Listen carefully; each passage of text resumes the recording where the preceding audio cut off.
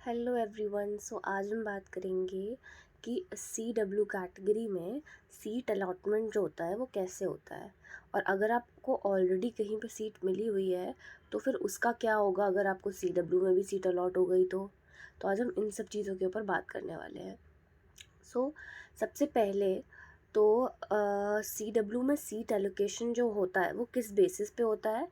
सबसे पहली बात, आपकी कोई भी कास्ट हो उसका कोई डिफरेंस नहीं आता। आप भले ही OBC से बिलोंग करें, आप जनरल हों, आप ST हों, ST SC हो, कुछ भी हो, ये सब कुछ भी मायने नहीं रखता है अगर बात हो रही होती है आपकी CW से सीट एलोकेशन की।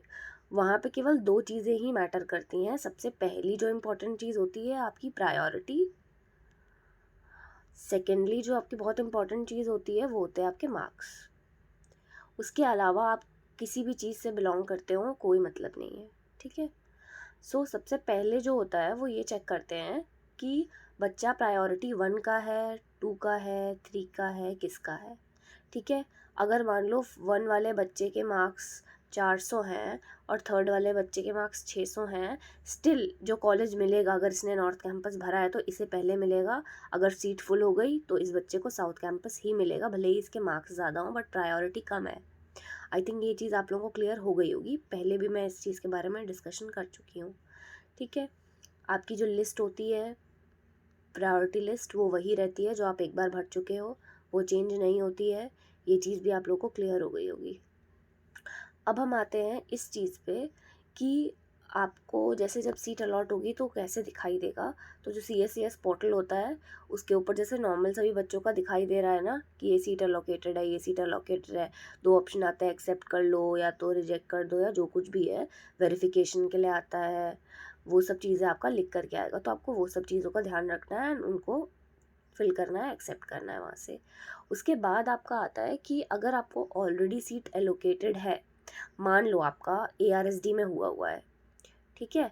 आप कह रहे हो कि अब मेरे को CW से मिल गया है, मान लो क्या हिंदू मिल गया, ठीक है। अब मैं इस सीट का क्या करूं और मैं ये कैंसिल कैसे करूंगा, क्या होगा, मेरी फीस का क्या होगा, बच्चे मेन ये पूछ रहे थे। तो जब आप विड्रॉ करोगे यहाँ से, ठीक है, अगर आपको ऑनलाइन ऑप्शन नहीं आ रहा है तो आप वहाँ के ऑफिस में जाकर के भी देख सकते हो। तो जब आप यहाँ पे जाकर के इस कॉलेज से विड्रॉ कर लोगे तो एक सर्टेन अमाउंट ऑफ पीरियड देते हैं, वो 1 महीने का, 2 महीने का। उसके बाद में आपकी जो फीस होती है वो ऑटोमेटिकली आपके बैंक में आ जाती है, ठीक है। और और आप पहले ही वहाँ से, ऐसा तो है नहीं आप ओरिजिनल डॉक्यूमेंट्स यहाँ पे सबमिट करते हो, यहाँ पर भी ऑनलाइन ही सबमिट होते हैं डॉक्यूमेंट्स। या फिर अगर फिजिकल वेरिफिकेशन जो होता है, मैं बताऊँगी आगे आपको एक वीडियो बना के कि ये फिजिकल वेरिफिकेशन में क्या डॉक्यूमेंट्स लगते हैं, कैसे वेरीफाई होता है, क्या लेके जाना है, क्या नहीं लेके जाना है, ठीक है। तो वो सब चीज़ें मैं आपको बहुत अच्छे से समझा दूँगी, तो वही डॉक्यूमेंट्स आप लेके आना अपने घर से। तो तो आपको आई थिंक ये क्लियर हो गया होगा कि अगर आप किसी पर्टिकुलर कॉलेज में ऑलरेडी एडमिशन ले रखा है तो आप वहाँ से विड्रॉ करोगे, आपकी फ़ीस 1-2 महीने में या कभी कभी जल्दी भी आ जाती है, ठीक है, तो वापस आ जाएगी आपकी, ठीक है। उसके बाद में आप यहाँ पे अपनी CW वाली जो सीट होगी उसको आप एक्सेप्ट कर लोगे, तो उसके बाद आपका एडमिशन हो जाएगा, ठीक है। इसमें कोई भी डिफ़िकल्टी नहीं आती है। तो आप लोग फ़ीस के लिए या उस चीज़ के लिए परेशान मत हो, वो आपकी सेफ़ जगह पे है, वो आपको वापस मिल जाएगी, ठीक है। तो ये चीज़ आई थिंक क्लियर हो गई होगी आपको। अब इसके बाद हम ये बात करते हैं कि कुछ बच्चों को डाउट हो रहा था कि अपग्रेड करने के बाद क्या होगा, CW की सीट में अपग्रेडेशन का क्या वो होता है, रोल होता है। तो पहले मैं बता दूं कि यहाँ पे कोई एक ऐसा फिक्स शेड्यूल नहीं होता कि पहली लिस्ट तब आएगी, दूसरी तब आएगी, तीसरी तब आएगी। ये आएगा ये शेड्यूल, ठीक है। ये शेड्यूल भी आता है, ऐसा नहीं कह रही कि आता नहीं है, बट टाइम लगेगा। ये फर्स्ट राउंड हो जाएगा, उसके बाद कहीं पे स्पोर्ट्स वगैरह के भी जब राउंड निकल लेंगे उसके बाद में एक शेड्यूल आता है, ठीक है। तो आपको वेट करना पड़ेगा उस चीज़ के लिए। बाकी CW में भी यही होता है कि अगर आपने पहला जो भी है उसको ले लिया है, उसके बाद अगर आपने अपग्रेड कर दिया है तो जो सेकंड लिस्ट आएगी उसमें आपको अपग्रेडेड कॉलेज मिलेगा। मोस्ट प्रोबेबली बच्चों के अपग्रेड हो जाते हैं क्योंकि इतने ज़्यादा बच्चे CW कोटा में होते नहीं हैं, और कई बच्चे जनरल से ऑलरेडी अपनी सीट रिजर्व कर ली चुके होते हैं, फ्रीज़ कर चुके होते हैं, या फिर उनका चेंज करने का मन नहीं होता है तो कई बार वो नहीं लेते हैं, ठीक है। तो इसलिए ये प्लस पॉइंट होता है। बाकी आप लोग ज़्यादा स्ट्रेस मत लो।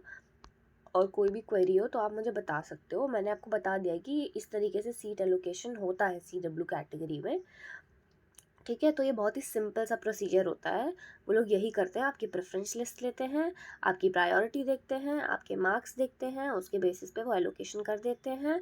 आपको अपग्रेडेशन के लिए भी ऑप्शन दिया जाता है, आप अपग्रेड करना चाहो तो आप कर सकते हो। इसके भी 3 राउंड होते ही हैं, हर साल 3 राउंड होते ही आए हैं। ऐसा बहुत रेयर ही हुआ है कि यहाँ पे 3 साल ना हुए हों या बच्चों को चांस ना दिया गया हो। नहीं तो 3 साल तो 3 राउंड तो मतलब हमेशा होते ही आए हैं। तो आपके साथ भी मुझे लगता है कि कोई नाइंसाफ़ी होगी, 3 राउंड तो होंगे ही। और मुझे पता नहीं है इस बार लगभग कितने बच्चों ने अप्लाई किया है। बाकी इस चीज़ पे भी डिपेंड करता है कि कितने बच्चों ने अप्लाई किया हुआ है इस चीज़ के लिए, ठीक है। और उनमें से कितने बच्चों को ऑलरेडी OBC से या फिर जनरल से या फिर ST SC इन सब से कैटेगरी से भी काफ़ी अच्छे कॉलेजेस मिल जाते हैं कई बार। तो बच्चे वो कॉलेजेस लेकर के भी खुश होते हैं, तो फिर वो नहीं आते हैं इन सब चीज़ों में, CW में नहीं आते हैं। तो ऐसा भी होता है कई बार। तो इस वजह से आप लोग बहुत ज़्यादा स्ट्रेस मत लीजिए और आराम से रिलैक्स रहिए, आराम से हो जाएगा, ऐसा कुछ टेंशन की बात नहीं है। सो आई थिंक ये सब चीज़ आपको क्लियर हो गई होंगी। अभी मैं नेक्स्ट वीडियो में आपको समझाती हूँ कि फ़िज़िकल वेरिफिकेशन क्या होता है, ठीक है। फ़िज़िकल वेरिफिकेशन क्या होता है एंड आपको उसके लिए क्या क्या डॉक्यूमेंट्स की ज़रूरत पड़ती है और ये कब तक चलता है, क्या होता है, मैं सब कुछ आपको समझाने वाली हूँ। Thank you very much. अगर आपको पसंद आया हो तो सब्सक्राइब एंड लाइक ज़रूर करिएगा।